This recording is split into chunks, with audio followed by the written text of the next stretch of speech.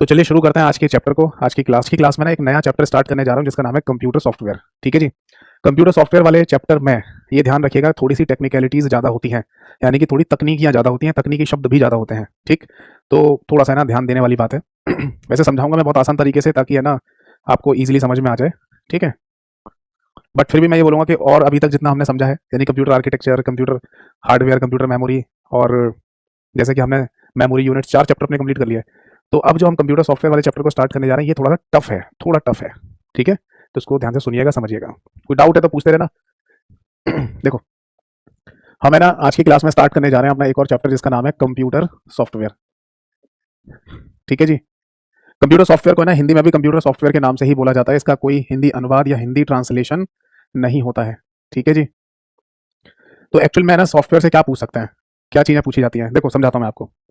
जब है ना हम कंप्यूटर के क्वेश्चंस देखते हैं ना या प्रीवियस ईयर पेपर क्वेश्चंस देखते हैं, ठीक है, तो हमें ये देखने को मिलता है कि क्वेश्चंस एप्लीकेशन सॉफ्टवेयर से पूछे जा रहे हैं, क्वेश्चन सिस्टम सॉफ्टवेयर को लेकर पूछे जा रहे हैं, क्वेश्चन यूटिलिटी सॉफ्टवेयर को लेकर भी पूछे जाते हैं। जैसे अभी है ना एक पेपर हुआ है केवीएस का, केंद्रीय विद्यालय का, तो उसमें हमने मतलब क्लास में तो हम पढ़ते हैं यूटिलिटी प्रोग्राम, यूटिलिटी सॉफ्टवेयर क्या होते हैं इनके बारे में, और पेपर में भी आया क्वेश्चन, तो सारे के सारे बच्चे करके भी आए उस क्वेश्चन का आंसर। तो मोटा मोटी बात यह है कि ये जो सॉफ्टवेयर के नाम हमें सुनने व देखने को मिलते हैं ना, एप्लीकेशन सॉफ्टवेयर, सिस्टम सॉफ्टवेयर और यूटिलिटी सॉफ्टवेयर, इसके अलावा है ना जैसे ऑपरेटिंग सिस्टम, ये भी एक इंपॉर्टेंट टॉपिक है जो हमें है ना अब एग्जाम्स में देखने को मिलता है। विंडोज ऑपरेटिंग सिस्टम हो गया, है ना, लाइनक्स है, यूनिक्स है, ये नाम हमें देखने और सुनने को मिलते रहते हैं कंप्यूटर के क्वेश्चंस में। ठीक है ना, तो ये एग्जैक्टली किस तरीके से समझा जाए पूरे कॉन्सेप्ट को, वो मैं अब आपको समझाने जा रहा हूँ। और इंपॉर्टेंट चैप्टर भी है, थोड़ा टफ चैप्टर भी है, ये भी ध्यान रखना। ठीक है, देखो इसको ना हम उसी तरीके से शुरू करेंगे जैसे हमने कंप्यूटर हार्डवेयर वाले चैप्टर को शुरू किया था। यानी कि मैंने आपको बताया था कि कंप्यूटर पर अगर आप काम करना चाहते हैं तो इसका सिंपल सा मीनिंग है कि आपके पास दो चीज़ें होनी चाहिए। एक तो प्रॉपर पूरा कंप्यूटर हार्डवेयर, हार्डवेयर सिस्टम या कंप्यूटर सिस्टम, और इसके साथ साथ आपके पास वो सॉफ्टवेयर भी होना चाहिए जिस पर आप काम करना चाहते हैं।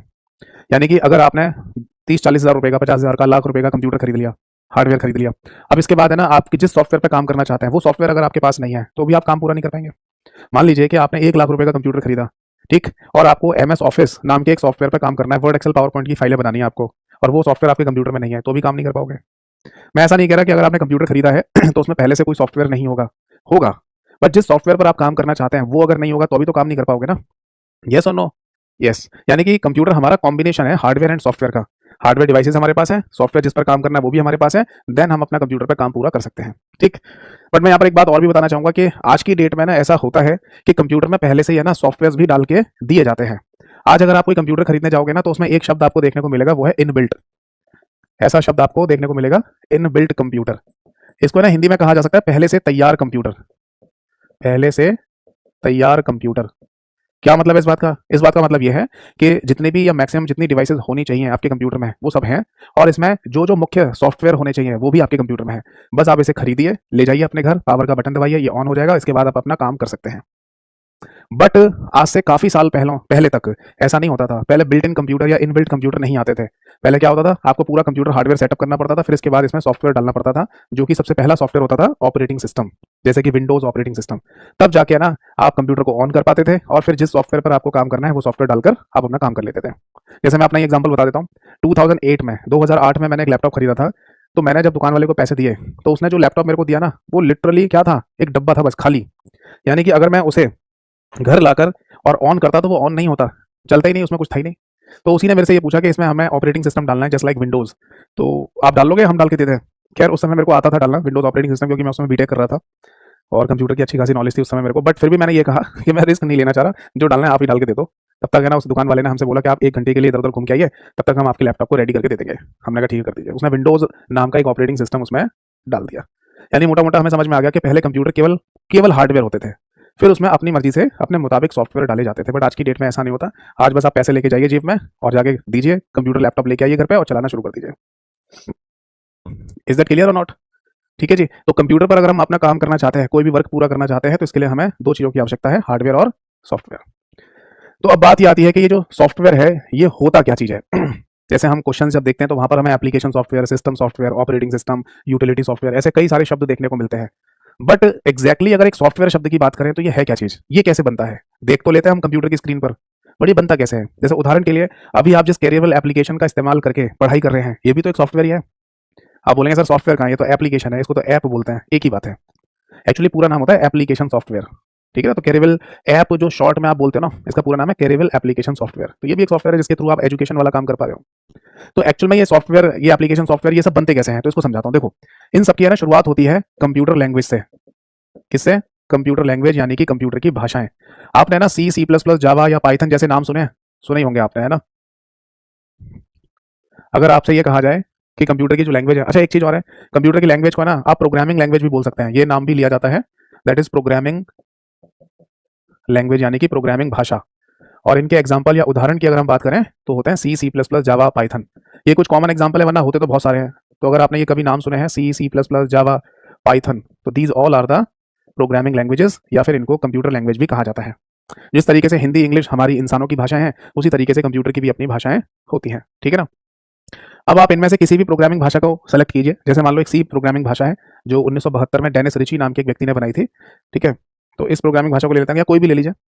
तो किसी भी प्रोग्रामिंग भाषा में आप है ना एक शब्द लिखिए, उसी तरीके से जैसे हिंदी में एक शब्द लिखा जाता है या इंग्लिश में कोई वर्ड लिखा जाता है, तो ऐसे ही इनमें से किसी भी लैंग्वेज का इस्तेमाल करते हुए अगर आप कोई शब्द लिखते हैं तो उसे क्या कहते हैं? तो इसको बेसिकली कहा जाता है that is code, CODE, code. क्या बोल देते हैं? कोड बोल देते हैं। और जिस तरीके से ना हिंदी भाषा का इस्तेमाल करके आप शब्द पे शब्द लिखते जाते हैं, है ना, तो इसे बोला जाता है हिंदी लेखन। ऐसे आप इंग्लिश लैंग्वेज का इस्तेमाल करके वर्ड्स वर्ड्स लिखते चले जा रहे हैं, तो इसे कहते हैं इंग्लिश राइटिंग। तो उसी तरीके से कोड को लिखने की प्रक्रिया, यानी कि कोड का राइटिंग प्रोसेस है, उसे क्या कहा जाएगा? तो कोड का या कोड को लिखने का राइटिंग प्रोसेस क्या कहलाता है बेटा?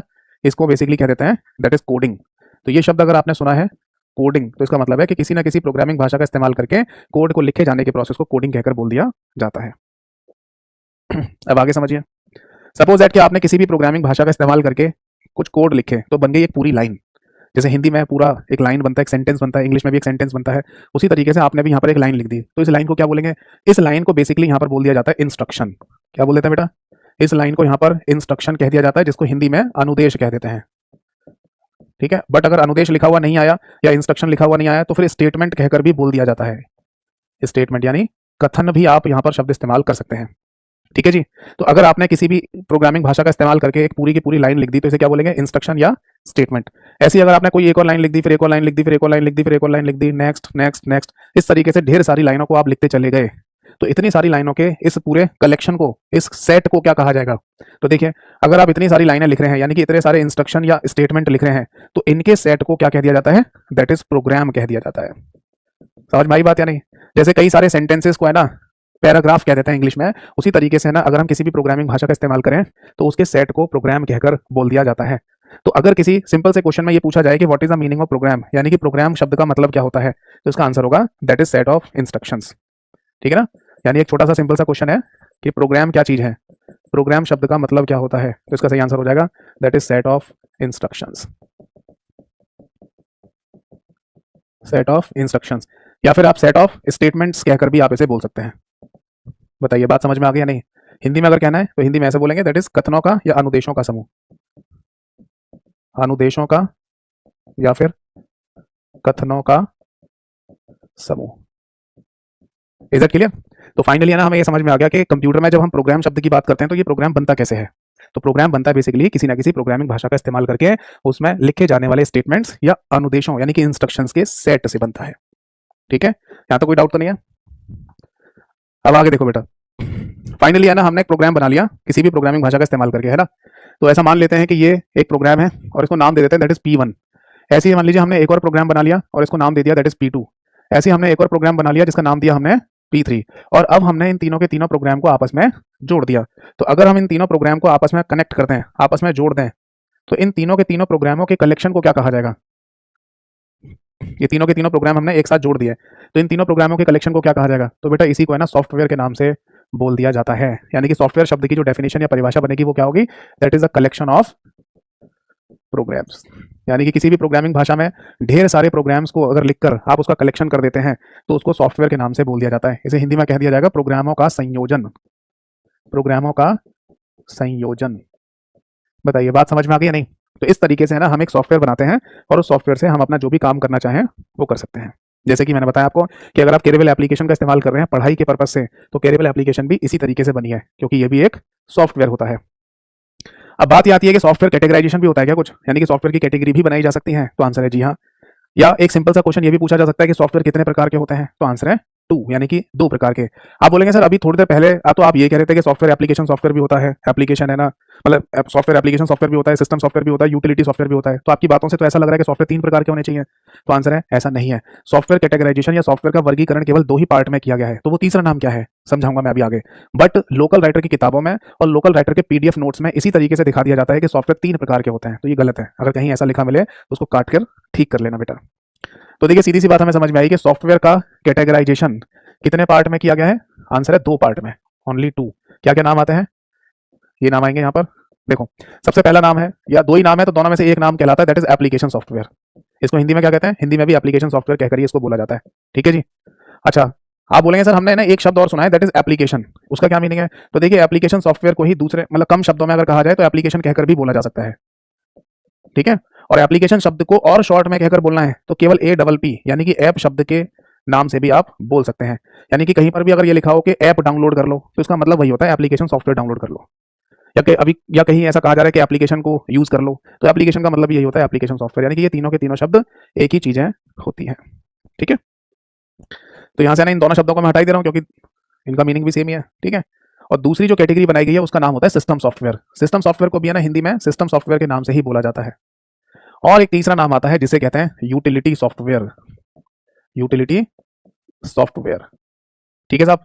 अब ये क्या चीज है और इसको है ना मेन कैटेगरी में क्यों नहीं रख रहे, क्यों ऐसा तीसरा ऐसा बना के क्यों नहीं दिखाया जा रहा। ऐसा इसलिए देखो यूटिलिटी सॉफ्टवेयर जो होता है ना वो मुख्य सॉफ्टवेयर नहीं होते कंप्यूटर को चलाने के लिए। इन सॉफ्टवेयर की आवश्यकता हमें पड़ती है कंप्यूटर को सपोर्ट कराने के लिए केवल। तो इसलिए ऐसा बोल दिया जाता है, दो तरीके से बोल सकते हैं। या तो यूं कह दीजिए कि यूटिलिटी सॉफ्टवेयर सिस्टम सॉफ्टवेयर का पार्ट है, यूं कह दीजिए कि या तो ये यूटिलिटी सॉफ्टवेयर सिस्टम सॉफ्टवेयर का ही पार्ट होता है, या फिर यूं भी कहा जा सकता है कि यूटिलिटी सॉफ्टवेयर सिस्टम सॉफ्टवेयर की हेल्प के लिए बनाए गए होते हैं, हेल्प करने वाले सॉफ्टवेयर होता है। तो दोनों तरीके से इस बात को बोला जा सकता है। तो अब बात ये आती है कि इनके मीनिंग क्या है, यानी एप्लीकेशन सॉफ्टवेयर का क्या मीनिंग है, सिस्टम सॉफ्टवेयर का क्या मीनिंग है, यूटिलिटी सॉफ्टवेयर का क्या मीनिंग है। तो मैं आपको यूटिलिटी सॉफ्टवेयर से ही समझाता हूं क्योंकि वो अलग है, तो उसको पहले समझ लेते हैं कि वो क्या चीज है। देखो सबसे पहली बात ये आती है कि यूटिलिटी शब्द का मीनिंग होता है टू मेक इजी, यानी किसी भी काम को आसान बनाने वाला। कोई भी चीज जो किसी काम को आसान बनाते है उसे यूटिलिटी कहकर ही बोला जाता है, टू मेक इजी। इस बात को ऐसे समझ लीजिए कि अगर आपको कोई पेज खोलना है तो इसके लिए आपको जरूरत पड़ती है पेचकस की। क्या पेचकस यानी स्क्रू ड्राइवर के अलावा उस पेज को आप किसी और तरीके से खोल सकते हो? हाँ खुल जाएगा, कोई ना कोई जुगाड़ करके हम खोल ही लेंगे पेज को। और अक्सर हम देखते हैं कि हमारे पास पेचकस नहीं होता है तो हम किसी ना किसी जुगाड़ से पेज को खोल लेते हैं। बट जो पेचकस है जिसको इंग्लिश में स्क्रू ड्राइवर कहा जाता है वो एक यूटिलिटी है इस काम को आसान बनाने के लिए। आप उसमें पेज में फंसाओगे तो आराम से खोल सकते हो। यस और नो? यस। चलिए एक और एग्जांपल बताता हूँ। आपसे ना नूडल्स यानी कि मैगी वगैरह खाने के लिए कहा जाए तो आप क्या उन्हें हाथ से खा सकते हो? हाँ हाथ से खा सकते हैं। क्या आप उन नूडल्स को स्पून यानी चम्मच से खा सकते हो? खा सकते हैं। थोड़ा कम मतलब सही नहीं आएंगे नहीं वो, अगर जैसे नूडल्स बहुत ज्यादा ना स्लिपरी टाइप के हैं तो जैसे चम्मच में फंसाओगे वो स्लिप हो जाएंगे, सही से आ नहीं पाएंगे। ठीक है ना। तो खा तो सकते हैं पर बहुत सही तरीका नहीं है। तो फिर हमें पता चला और फिर किसी ने दिमाग भी लगाया कि एक काम करते हैं, जो चम्मच है ना स्पून उसको फ्लैट कर देते हैं और फ्लैट करके ना उसमें कांटे कांटे से बना देते हैं और बन जाएगी कांटे वाली चम्मच, जिसे अंग्रेजी में फोक कहकर बोला जाता है। आप उस फोक से ना जैसे उठाएंगे नूडल्स को वो उसमें फंस जाएंगे और आप बड़े प्यार से उन्हें खा सकते हैं। तो जो फोक या कांटे वाली चम्मच आप इस्तेमाल करते हैं ना दैट इज यूटिलिटी, काम को आसान करने वाला। समझ में आ गई बात? तो उसी तरीके से समझ लीजिए कि अगर हमारे कंप्यूटर को चलाते समय हमें कोई प्रॉब्लम हो रही है या कंप्यूटर को चलाते समय किसी चीज की सपोर्ट देने की जरूरत पड़ रही है तो इस काम को करने वाले जितने सॉफ्टवेयर होंगे वो सारे के सारे यूटिलिटी सॉफ्टवेयर कहलाते हैं। समझ में आ रही है बात? जैसे उदाहरण के लिए एग्जाम्पल के लिए सबसे बेस्ट एग्जाम्पल होता है एंटीवायरस। हमारे कंप्यूटर में एक एंटीवायरस हो सकता है, ऐसा जरूरी नहीं है कि होगा ही होगा, बट रखना चाहिए। इवन अगर आप है ना विंडोज ऑपरेटिंग सिस्टम का इस्तेमाल कर रहे हैं, विंडोज नाम सुना होगा आपने, हमारे कंप्यूटर में एक सॉफ्टवेयर होता है विंडोज ऑपरेटिंग सिस्टम, तो उसका अपना खुद का भी एक एंटीवायरस होता है जिसे डिफेंडर या माइक्रोसॉफ्ट डिफेंडर कहकर या बिट डिफेंडर कहकर ऐसे बोला जाता है, डिफेंडर के नाम से। तो वो हो गई होगा। अगर इसके अलावा भी अगर आपको कोई एंटीवायरस चाहिए तो आप अलग से कंप्यूटर में एंटीवायरस डाल सकते हैं। खैर ये भी बात है कि एक ही साथ दो एंटीवायरस कंप्यूटर में रखने नहीं चाहिए। ये उसी तरीके से हो जाता है जैसे एक मयान में दो तलवारें नहीं होनी चाहिए, ये नहीं हो सकती हैं क्योंकि दो एंटीवायरस है ना फिर आपस में एक दूसरे को क्लैश करते हैं। तो इसलिए एक ही एंटीवायरस हो तो ही ठीक है। अब बात ये आती है कि एंटीवायरस को यूटिलिटी सॉफ्टवेयर कहते हैं क्या? तो आंसर है जी हाँ। एंटीवायरस बेसिकली हमारे कंप्यूटर में जो वायरस वाली दिक्कत होती है ना उनको रोकने के लिए या खत्म करने के लिए बनाया गया है, कोई मुख्य सॉफ्टवेयर नहीं है। क्योंकि अगर कल ये कह दिया जाए कि कंप्यूटर के वायरस खत्म, कंप्यूटर के वायरस का अस्तित्व ही खत्म कर दिया, अब नहीं है कंप्यूटर में कोई वायरस, ना आएगा ना होगा, तो क्या एंटीवायरस की जरूरत पड़ेगी? नहीं। तो एंटीवायरस का अस्तित्व भी खत्म हो जाएगा। तो वो हेल्प ही तो कर रहा होता है कि अगर आपके कंप्यूटर में कोई वायरस आ जाए है ना तो उसे या तो रोकेगा या उसे खत्म करेगा। तो इसलिए एंटीवायरस एक सपोर्टेबल सॉफ्टवेयर है, मुख्य सॉफ्टवेयर नहीं है। ठीक है। आप बोलेंगे सर कोई और एग्जांपल नहीं हो सकता? एक और एग्जांपल लिख लेते हैं यहाँ पर। एक एग्जांपल है डिवाइस ड्राइवर। ये क्या चीज है? ये नाम तो हमने पहले भी सुना है। कहां पर? जब मैंने आपको प्रिंटर के बारे में पढ़ाया था कंप्यूटर हार्डवेयर वाले चैप्टर में, याद है ना? अगर किसी ने पिछली जितनी भी क्लासेस है वो अगर नहीं देखी हैं तो कृपया वो लाइव क्लासेस में ना आए, क्योंकि उसे फिर आधी बातें समझ में आएंगी, आधी नहीं आएंगी। शुरुआत से ही देखे फिर वो क्लासेस को। ठीक है बेटा। तो डिवाइस ड्राइवर की अगर मैं बात करूं तो ये नाम हम पहले भी देख चुके हैं, पढ़ चुके हैं। आपको याद होगा कंप्यूटर हार्डवेयर वाले चैप्टर में मैंने प्रिंटर के बारे में बताया था कि प्रिंटर की जानकारी हमारे कंप्यूटर को नहीं होती है।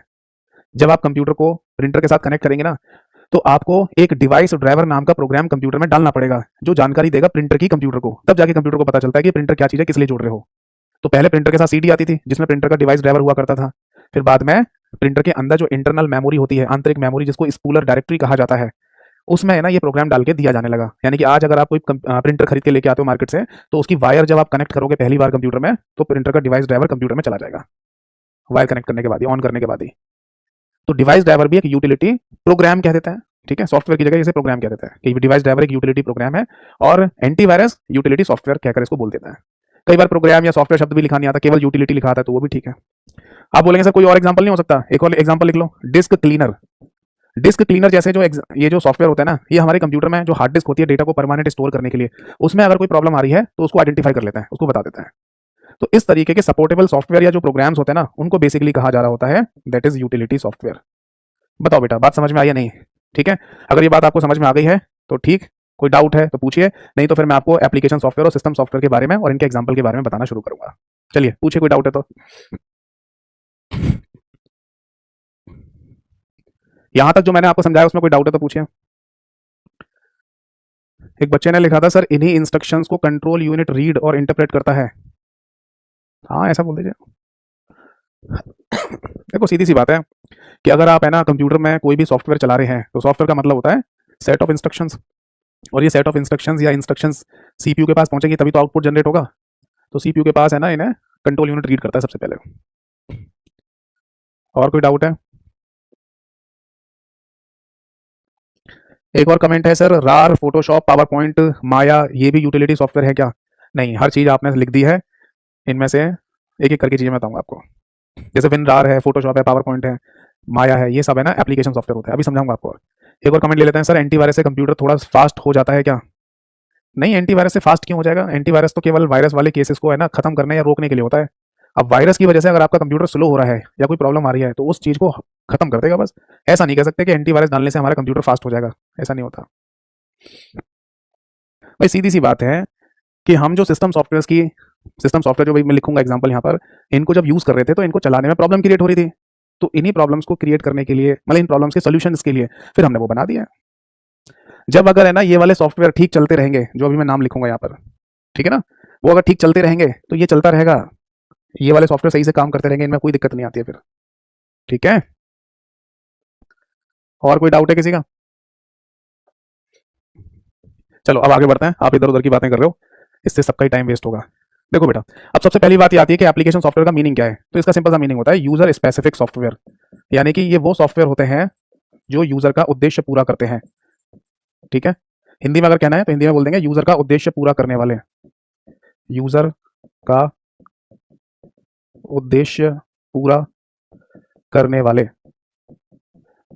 ठीक है साहब, इसका मतलब कि आप है ना कोई अपना पर्पस पूरा करना चाहते हो, कोई उद्देश्य पूरा करना चाहते हो, तो इसके लिए बनाए गए सॉफ्टवेयर को एप्लीकेशन सॉफ्टवेयर कहा जाएगा। जैसे एग्जांपल में क्या क्या हो सकता है, तो अगर हमसे ये कहा जाए कि एप्लीकेशन सॉफ्टवेयर का एग्जांपल क्या है इनमें से, इस तरीके का एक क्वेश्चन आ जाए, तो देखिए यही एग्जांपल हो सकता है। जैसे कि एमएस ऑफिस, मान लीजिए अगर आपको है ना दस्तावेज से संबंधित कोई काम करना है, आपको है ना डॉक्यूमेंटेशन बनाना है, जैसे कि वर्ड एप्लीकेशन पर काम करना है, एक्सेल की फाइल आपको बनानी है, या फिर आपको पावर पॉइंट एप्लीकेशन पर काम करना है, प्रेजेंटेशन वगैरह बनानी है आपको, तो इस तरीके का अगर आपको काम करना है, तो आप वर्ड, एक्सेल, पावर पॉइंट पर काम करना चाहते हैं तो एमएस ऑफिस नाम के सॉफ्टवेयर का इस्तेमाल करेंगे, जो कि कहलाता है एप्लीकेशन सॉफ्टवेयर। अगर आपको है ना अकाउंटिंग से रिलेटेड कोई काम करना है तो आप टैली नाम के सॉफ्टवेयर का इस्तेमाल कर लेंगे। अगर आपको इंटरनेट चलाना है तो आप वेब ब्राउजर नाम के सॉफ्टवेयर का इस्तेमाल कर लोगे। ठीक है ना, Google Chrome, Mozilla Firefox, Apple safari और माइक्रोसॉफ्ट एज, ये सारे के सारे वेब ब्राउजर हैं, इनके थ्रू आप वेबसाइट ओपन कर सकते हैं। इसके अलावा मान लीजिए अगर आपको कोई फोटोशॉप वगैरह का काम करना है तो एडोब फोटोशॉप, ये वाला है ना आप सॉफ्टवेयर इस्तेमाल कर सकते हैं। ठीक है जी, अगर आपको डेटाबेस वगैरह का काम करना है तो ओरेकल नाम का एक सॉफ्टवेयर आता है, इसका आप इस्तेमाल कर सकते हैं, एक्सेट्रा, यानी कि इत्यादि। यानी कि मैं यहाँ पर नाम लिखता जाऊंगा और खत्म नहीं हो रहे होंगे, क्योंकि हजारों तरीके के सॉफ्टवेयर मौजूद हैं आपके पर्पस को, आपके काम को पूरा करने के लिए। समझ में आ रही है बात? आप जो नाम लिखते जाएं जिससे आपका पर्पस पूरा हो, वो सारे एग्जाम्पल बन जाएंगे एप्लीकेशन सॉफ्टवेयर के। ठीक है ना, इसलिए मैं हजारों नाम भी लिखता जाऊंगा ना तो अभी वो कम है। ठीक है, अब बात ये आती है कि सिस्टम सॉफ्टवेयर क्या होता है। तो देखिए सिस्टम सॉफ्टवेयर का सिंपल सा मीनिंग होता है that is it manages the hardware. It manages the hardware, Hindi में से कहा जाएगा कि यह हार्डवेयर प्रबंधन का कार्य करते हैं, यह हार्डवेयर प्रबंधन का कार्य करते हैं। देखिए इस बात का मीनिंग क्या है, फिर मैं आपको इसके एग्जांपल लिखवाऊंगा। देखो, हार्डवेयर प्रबंधन का कार्य करते हैं, इसका मीनिंग ये होता है कि कंप्यूटर को चलाने के लिए आपको जिन सॉफ्टवेयर की आवश्यकता पड़ती है वो कहलाते हैं सिस्टम सॉफ्टवेयर। आपके किसी काम को पूरा करने के लिए नहीं, कंप्यूटर को ही चलाने के लिए। समझ पा रहे हैं? जैसे उदाहरण के लिए आपसे ये पूछा जाए कि बताओ इनमें से सिस्टम सॉफ्टवेयर का एग्जाम्पल कौन सा होता है, तो देखिए अगर मैं एप्लीकेशन सॉफ्टवेयर की बात करूं तो इसके तो हजारों एग्जाम्पल हो सकते हैं, हजारों। बट सिस्टम सॉफ्टवेयर के ना गिने चुने कुछ ही एग्जाम्पल होते हैं। जैसे कि सबसे पहला एग्जाम्पल होता है ऑपरेटिंग सिस्टम। ये हमारे कंप्यूटर का सबसे मुख्य सॉफ्टवेयर है जो कि सिस्टम सॉफ्टवेयर कहलाता है। और इसके अंदर एग्जांपल आते हैं जैसे कि विंडोज। आपने अगर विंडोज ऑपरेटिंग सिस्टम का नाम सुना हो, आपने लाइनक्स ऑपरेटिंग सिस्टम का नाम सुना हो, आपने यूनिक्स ऑपरेटिंग सिस्टम का नाम सुना हो, आपने मैक ऑपरेटिंग सिस्टम का नाम सुना हो, एक्सेट्रा, यानी कि इत्यादि। ये सारे के सारे ऑपरेटिंग सिस्टम कहलाते हैं और कंप्यूटर को चलाने के लिए हमको इसी की सबसे पहले आवश्यकता होती है। अगर हमारे कंप्यूटर में कोई भी ऑपरेटिंग सिस्टम नहीं होगा तो हम चाहे कितना महंगा कितना भी सस्ता कंप्यूटर खरीद लें, चला ही नहीं पाएंगे। बट ये अकेला एग्जाम्पल नहीं है, इसके अलावा एक एग्जाम्पल और है, दैट इज बायोस। ये तो हम ऑलरेडी पढ़ चुके हैं, 2 बार पढ़ चुके हैं, तो ये भी सिस्टम सॉफ्टवेयर की कैटेगरी में ही आता है। इसके अलावा एक और नाम होता है लोडर, जिसको हिंदी में भी लोडर कहकर ही बोला जाता है। इसके अलावा एक और नाम होता है दैट इज ट्रांसलेटर्स। आपने कभी है ना क्वेश्चंस वगैरह प्रैक्टिस करते समय ये नाम सुना है? कंपाइलर। आपने कभी नाम सुना है इंटरप्रेटर? आपने कभी नाम सुना है असेंबलर? तो अगर ये नाम आपने सुने हैं तो इन सभी को ट्रांसलेटर कहकर बोला जाता है। और एक नाम और लिख लीजिए, दैट इज लिंकर। लिंकर को भी हिंदी में लिंकर ही कहते हैं। ठीक है साहब, तो मोटा मोटा हमें समझ में आया कि operating system, BIOS, loader, translators और लिंकर, ये पांचों होते हैं दैट इज सिस्टम सॉफ्टवेयर। यानी अगर आपसे ये क्वेश्चन पूछा जाए कि बताइए इनमें से सिस्टम सॉफ्टवेयर का उदाहरण कौन सा होगा, तो यही होंगे पांचों, बस यही होता है। अगर आपसे ये कहा जाए कि एप्लीकेशन सॉफ्टवेयर का उदाहरण कौन सा है इनमें से, तो ये कुछ कॉमन एग्जाम्पल है जो मैंने लिख दिया है, बाकी तो हजारों हो सकते हैं। बस आपको अपने नॉलेज बेस पर आंसर टिक करना है। और अगर यूटिलिटी सॉफ्टवेयर की बात करी जाए तो यही होते तो इसमें भी और भी हैं, बट ये 3 सबसे ज्यादा कॉमन है और इनमें भी सबसे ज्यादा कॉमन 2 ही हैं, एक है एंटीवायरस और एक है डिवाइस ड्राइवर। मोस्टली केसेस में यूटिलिटी सॉफ्टवेयर या यूटिलिटी प्रोग्राम के बारे में पूछा जाएगा तो एंटीवायरस और डिवाइस ड्राइवर ही पूछा जाता है। ठीक है साहब, चलो और कोई डाउट है किसी का? एक बच्चे का डाउट आया सर फिर तो यूटिलिटी सॉफ्टवेयर भी तो सिस्टम सॉफ्टवेयर हो गया। नहीं, यूटिलिटी सॉफ्टवेयर को सिस्टम सॉफ्टवेयर थोड़ी बोलेंगे।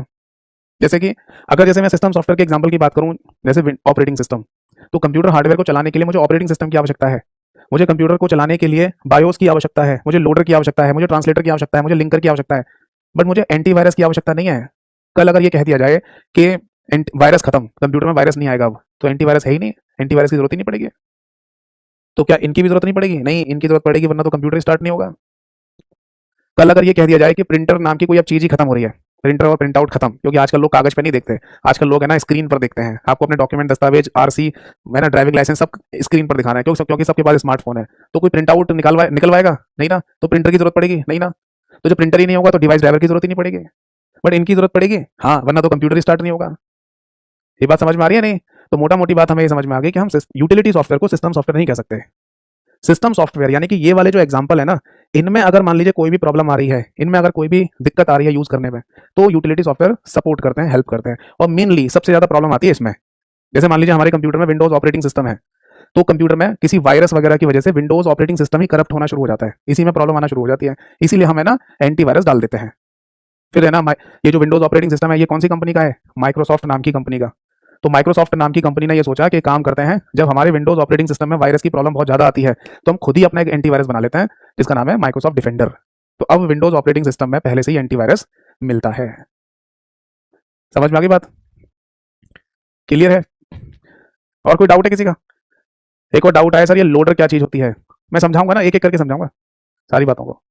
चलिए पहले मैं एक बात बता दूं आपको, फिर उसके बाद आगे आपके डाउट लेता हूं। देखो बेटा, इस पूरे कंप्यूटर सॉफ्टवेयर वाले चैप्टर में हमें डिस्कस क्या करना है? हमें डिस्कस करना है बहुत डिटेल में, जिनसे क्वेश्चन पेपर में पूछे जा रहे हैं, वो चीज है सिस्टम सॉफ्टवेयर, यानी कि ये वाले एग्जांपल। इन्हीं पांचों को पढ़ना है हमको, और इन्हें पढ़ने का जो तरीका होता है वो तरीका ये है कि सबसे पहले बायोस को पढ़िए, फिर लोडर को पढ़िए, फिर ट्रांसलेटर को पढ़िए, फिर लिंकर को पढ़िए, फिर ऑपरेटिंग सिस्टम पर आइए। ये पूरा एक क्रम है, इस क्रम से ही इनको पढ़ना होता है। आप पहले ऑपरेटिंग सिस्टम को या फिर पहले लिंकर को फिर पहले ऐसा नहीं पढ़ सकते। आप पहले बायोस, फिर लोडर, फिर ट्रांसलेटर, फिर लिंकर और फिर ऑपरेटिंग सिस्टम को पढ़ेंगे तो पूरा एक सीक्वेंस आपको समझ में आ जाएगा। और इस पूरे चैप्टर में हमें इन्हीं के बारे में पढ़ना है। आप बोलेंगे सर ये एप्लीकेशन सॉफ्टवेयर के बारे में नहीं बताओगे, इसके बारे में जो इसके एग्जांपल हैं जैसे ये लिखे हुए हैं? तो बेटा देखो, इनमें से एक एग्जांपल जो लिखा हुआ है दैट इज एमएस ऑफिस। ये तो हमारा पूरा एक चैप्टर ही होगा, ये तो एमएस ऑफिस आपके बैच में कराऊंगा ही कराऊंगा। बाकी के जितने एग्जांपल है ना, उनको अलग से डिटेल में पढ़ने की जरूरत नहीं होती, जो जहां जैसा एग्जांपल आ जाएगा किसी चैप्टर में वहां पढ़ लेते हैं। ठीक है ना। जैसे वेब ब्राउजर है, इसके बारे में हम पढ़ लेंगे इंटरनेट वाले चैप्टर में। अगर आपको डेटाबेस के बारे में पढ़ना है, आपके सिलेबस में हो, तो मैं ओरेकल के बारे में वहां बता दूंगा आपको, ठीक है ना। और यूटिलिटी सॉफ्टवेयर की अगर मैं बात करूं, तो बस इनके ये एग्जाम्पल ही आपको याद रखना है, बस इससे ज्यादा याद नहीं रखना आपको कुछ, ठीक है। तो चलिए, तो फाइनली है ना, मैंने आपको समझा दिया कि हमारे इस चैप्टर में हम क्या आगे पढ़ने वाले हैं, इन्हीं पांचों को डिस्कस करने वाले हैं, वो भी डिटेल में। अब पूछ लो कोई डाउट हो तो, ठीक है जी। 2-4 मिनट का समय बचा है, तो आप कोई डाउट हो तो पूछ लीजिए, क्योंकि अब है ना ये सिस्टम सॉफ्टवेयर मैं शुरू करूंगा अगली नेक्स्ट क्लास में। जिसको जाना है वो जा सकता है, जिसको कोई डाउट पूछना है तो पूछ लीजिए।